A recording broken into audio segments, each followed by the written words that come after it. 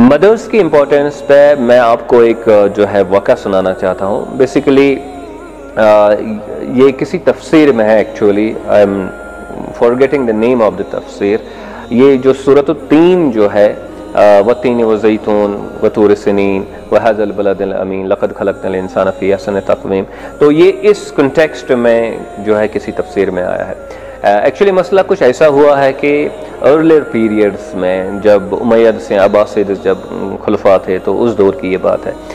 ایک مرد تھا، اس نے کہا کہ اپنی بیوی کو کہ اگر تم اتنا سج کے میرے پاس نہیں آئی کہ تم چاند سے زیادہ خوبصورت لگو تو میں آپ کو ڈیورس دوں گا، میں آپ کو طلاق دوں گا. اب جب وہ آئی اس کے سامنے تو اس کو لگا کہ بھئی یہ اب چاند سے خوبصورت نہیں ہے، اس لیے اس کو ڈیورس دینا جو ہے وہ بنتا ہے. لیکن ایٹ دا سیم ٹائم یہ ریئلائز کر رہا ہے کہ میں نے جو کام کیا یہ زیادتی ہے، یہ ٹھیک میں نے نہیں کیا.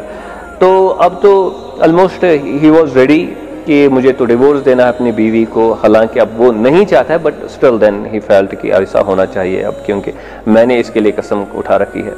اب وہ ڈیفرنٹ اسکالرس کے پاس جاتا ہے اور جو وہاں پہ خلیفہ ہوتا ہے یا گورنر ہوتا ہے تو اس کو اپروچ کرتا ہے. تو وہ یہ کوشچن جو ہے اپنے علماء کے درمیان رکھتا ہے.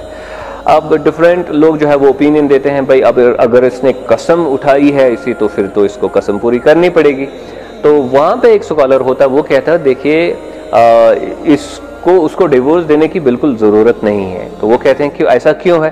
وہ کہتا ہے کیونکہ اللہ سبحانہ و تعالیٰ قرآن میں فرماتا ہے لقد خلقنا الانسان فی احسن تقویم، کیونکہ اللہ سبحانہ و تعالیٰ نے انسان کو بہترین ساخت میں پیدا کیا.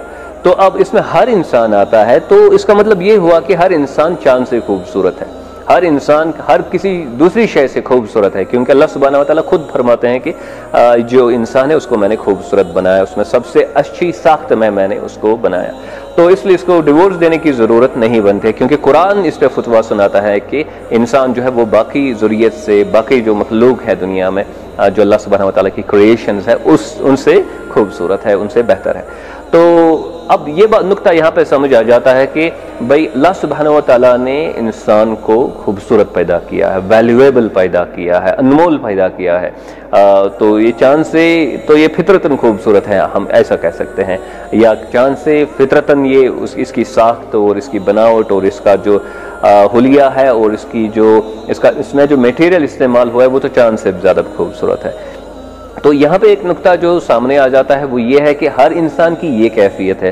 تو اب ماں کی امپورٹنس اس سے پتہ چلتا ہے کہ وہ کتنی زیادہ ہے، کیونکہ کریشن میں تو اب عام انسان کی خوبصورتی بن گئی چاند سے زیادہ خوبصورت، اور اب کریشن میں جو کلائمیکس ہے، جو سب سے زیادہ تعظیم کا حقدار ہے ہمارا اگر کوئی اس دنیا میں، تو وہ ہماری ماں ہے. اللہ سبحانہ و تعالیٰ فرماتے ہیں کہ وَلَقَدْ كَرَّمْنَا بَنِي آدم، ہم نے بنی آدم کو عزت والا پیدا کیا. تو یہ تو سب کے لیے ہے، اس میں آپ بھی آتے ہیں، میں بھی آتا ہوں، اور ہر کوئی فرد آتا ہے دنیا کا. لیکن جو انفرادیت، جو خاص حیثیت ماں کو حاصل ہے وہ ظاہر سی بات ہے وہ تو بالکل منفرد ہے. اس سے یہ نقطہ ہمارے سامنے آ جاتا ہے کہ ماں کی امپورٹنس اس تناظر میں اگر دیکھیں گے تو وہ کتنی زیادہ ہے.